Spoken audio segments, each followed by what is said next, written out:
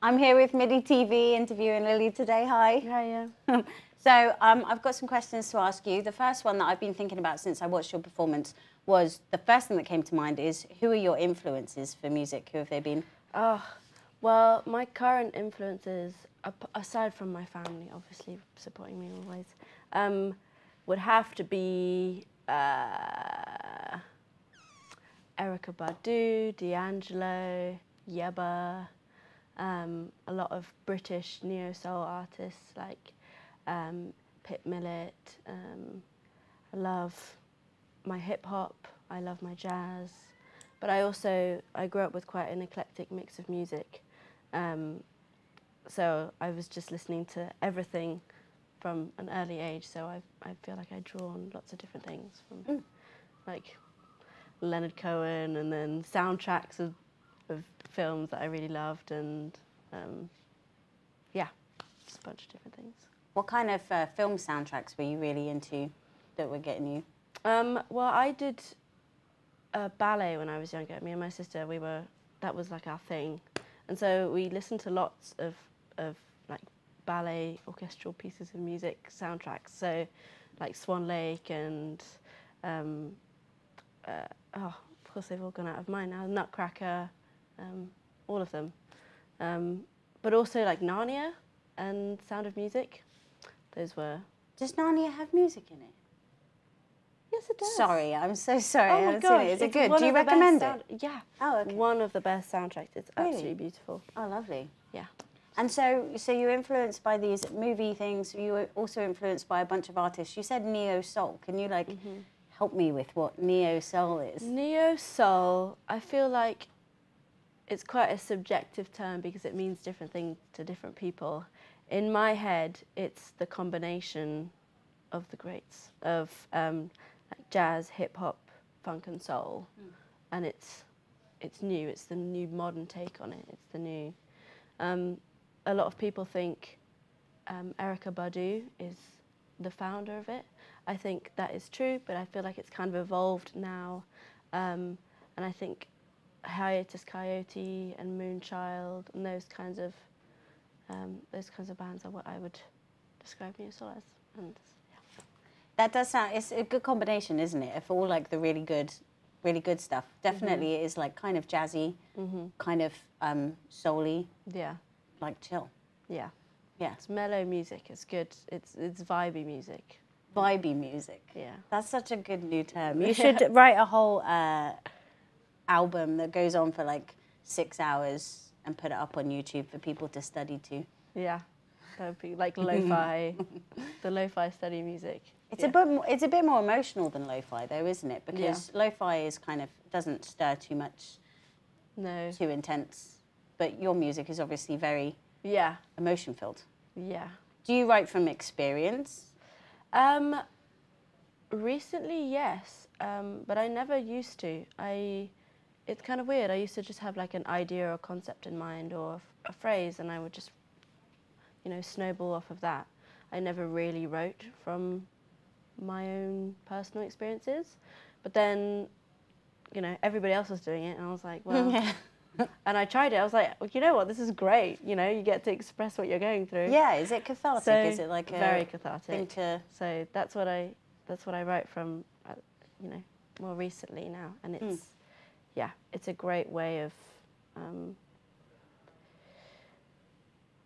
it makes you think a lot about what you're trying to say and how you're trying to express exactly what it is, and what words you're trying to use to really hone down what it is that you're trying to say.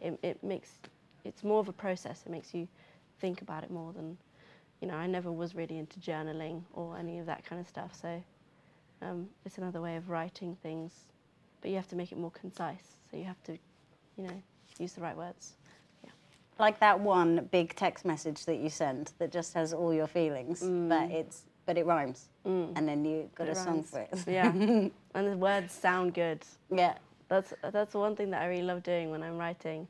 I love, the intricacies of the meaning of lyrics and writing poetry and things like that, but actually how words sound, I really like, utilising that. And that's that like hip hop rap influence, isn't it? Like of getting that good flow. Yeah. Who knows? Maybe I'll become a become a rapper. I've never seen anyone rap and play piano at the same time. That would be truly. That would be cool. Yeah, maybe in a few years. Yeah, you're allowed to evolve gradually over time. But at the moment, you're doing. Have you written any albums or any singles or anything like that? Yeah, actually, just at the end of last year, I released my debut EP called Glad I Met Ya, as part of my duo Sounds Like Lily with Roland O'Connor, my collaborator, guitarist, just genius person, which was very exciting. And we're recording 2 new singles, which will be coming out soon, hopefully. So yeah, music releasing is in the works, which is good and exciting. And where do you put these? Where does it go up to? Does it go to Spotify or YouTube? It's everywhere. All over the internet. Yeah. Every nook and cranny. Well, that might be, I don't know everything out there, but all the major platforms, that's where we put it all to. Brilliant.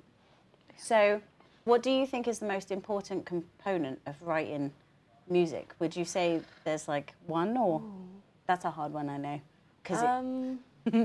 I think again, that's subjective as well, because people gravitate to different parts of music, different parts of songs, and some people are so lyric focused, they'll that's what they listen to, that's what they listen for, and then some people couldn't care less about the lyrics and it's all about the beat, or it's about, so I don't really know. I think it's about the kind of equal blend of them all working together. I just think you need to put as much time and energy and effort into each area, and then that's what will make it great. Right. And do you do it all as a separate process, or do you just do it all and let it come from different areas and develop itself, or do you go, right, this is my beat and now this is my lyrics, now this is my tune? Sometimes, sometimes not. It's just every way that I write a song is different. Sometimes I will write everything at the same time and it will just be like instant. And then sometimes I will, rack my brain making a chord progression, and then I will make the melody, and then I will make the lyrics, and then I'll do the production behind it. So it just varies with each song and how, I guess, inspired I am with it, because then if you're super inspired with it, then you just... Is that when it just comes? Yeah. So is that your favourite one, not the head-racking one?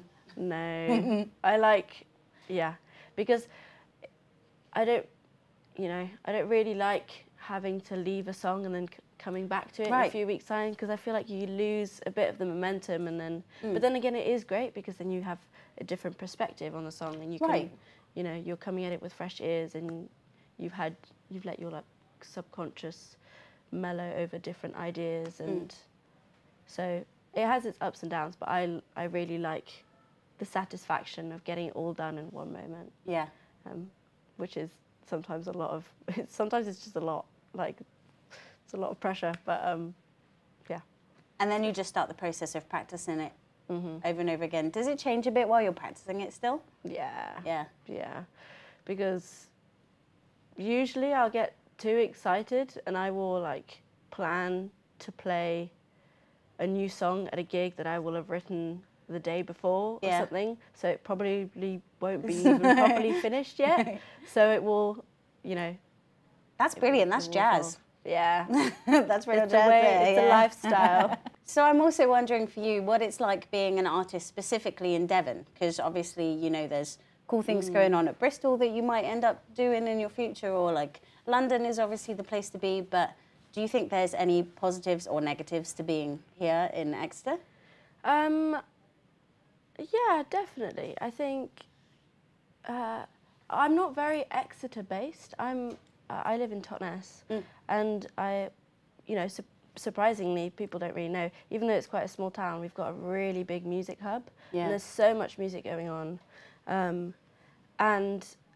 it's great. And I feel very blessed. There's there's lots. There's studios where I recorded my EP down, just down the road in Dartington. There's a Sorting Room Studios, which is an insane studio, and the producers are amazing, Tommy Williams and James Stewart.